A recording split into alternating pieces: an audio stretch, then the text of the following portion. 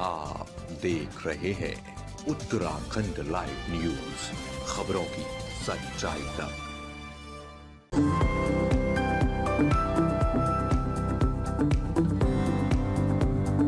नमस्कार, आप देख रहे हैं उत्तराखंड का number 1 digital channel Uttarakhand live news. मैं हूं आपके साथ अंजलि। चलिए रुक करते हैं खबरों की ओर। लोकसभा चुनाव से ठीक पहले कांग्रेस 14 जनवरी से भारत जोड़ो न्याय यात्रा की शुरुआत मणिपुर की राजधानी इम्फाल से करने जा रही है। यह न्याय यात्रा इम्फाल से शुरू होकर 15 राज्यों से होकर 113 जिलों तक गुजरेगी और यह यात्रा लोकसभा चुनाव से पहले महाराष्ट्र में खत्म की जाएगी। यात्रा का मुख्य उद्देश्य केंद्र सरकार के 10 सालों में काले निर्णय के खिलाफ को लेकर की जाएगी। उसके साथ ही महिलाओं के साथ इन 10 सालों में हुए दुराचारों पर केंद्र सरकार के असंवेदनशील रवैये को लेकर भी सरकार पर निशाना साधा जाएगा।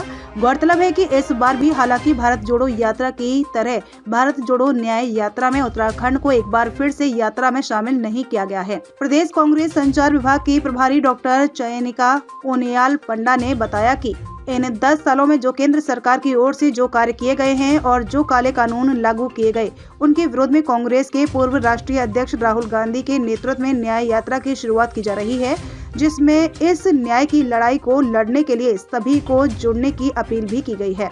इस यात्रा का मकसद यही है कि पिछले 10 सालों में जो हमारे देश के जो विभिन्न वर्ग हैं उनके साथ जिस तरह से अन्याय हो रहा हो, जिस तरह से किसानों के साथ में अन्याय हुआ, हमने देखा कि 1 साल तक किसान उन काले कानूनों के विरुद्ध जो है बैठे रहे सड़कों पे। करीबन 700 से ऊपर किसानों की मृत्यु हुई। जिस तरीके से महिलाओं के साथ अत्याचार हो रहा हो, चाहे ब्रिजभूषण का मामला हो, चाहे अब्दुल बानो में केस में अपराधियों को छोड़ने का मामला हो, और जिस तरीके से अपराध दर बढ़ने का मामला हो, इन सारे मामलों में कहीं ना कहीं महिलाओं के प्रति जो असंवेदनशीलता जो दिखाई देती है केंद्र सरकार की। दूसरी तरफ बेरोजगारी दर बढ़ने की बात हो, पिछले दौरान जो है करीबन 3 गुना 4 गुना जो है बेरोजगारी बढ़ चुकी है।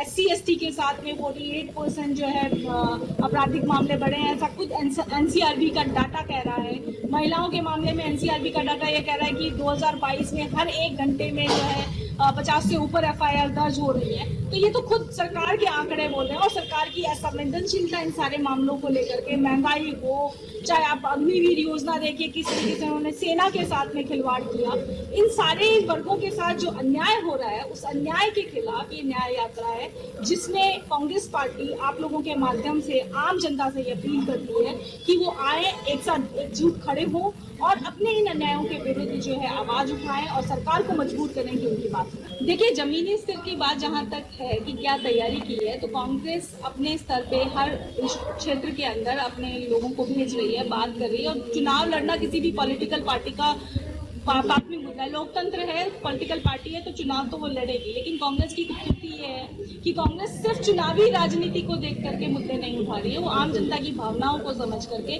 उनकी आवाज बनने की भी कोशिश है। चरण निकालने में कितने साल लगेंगे की बात नहीं है, 1 ही साल के अंदर दूसरी यात्रा है, ठीक है। और आज से पहले कोई भी, मुझे नहीं लगता कि कोई भी ऐसा नेता है हिंदुस्तान में जो खुद जनता के बीच में पैदल चल के जा रहा हो, तमाम मौसमी मार के बावजूद, और वो पैदल चल करके आम आदमी से बात करने की कोशिश कर रहा हो, उनसे कनेक्ट करने की कोशिश कर रहा हो। मुझे लगता है कि इस बात के लिए राहुल जी की प्रशंसा होनी चाहिए कि वो जनता के बीच में सीधे जाकर के संवाद करेंगे। देखिए, प्रदेश में निश्चित रूप से सीनियर लीडरशिप, चाहे राहुल जी हों, चाहे प्रियंका जी हों, चाहे खड़गे जी हों, ये लोग हमेशा चुनाव के अंदर रहे हैं। आप ये देखिए, राजस्थान में इलेक्शन था, मध्य प्रदेश में इलेक्शन था, छत्तीसगढ़ में था, तेलंगाना में था, सब जगह लोगों की रैलियां हुई है। तो लोकसभा चुनाव होंगे तो ऑब्वियसली सीनियर लीडरशिप उत्तराखंड भी आएगी। उत्तराखंड लाइव न्यूज के लिए देहरादून से राकेश कुमार की रिपोर्ट। छोटी से बड़ी खबर जानने के लिए हमारे साथ बने रहिए उत्तराखंड लाइव न्यूज पर। अब चाहूंगे इजाजत, नमस्कार।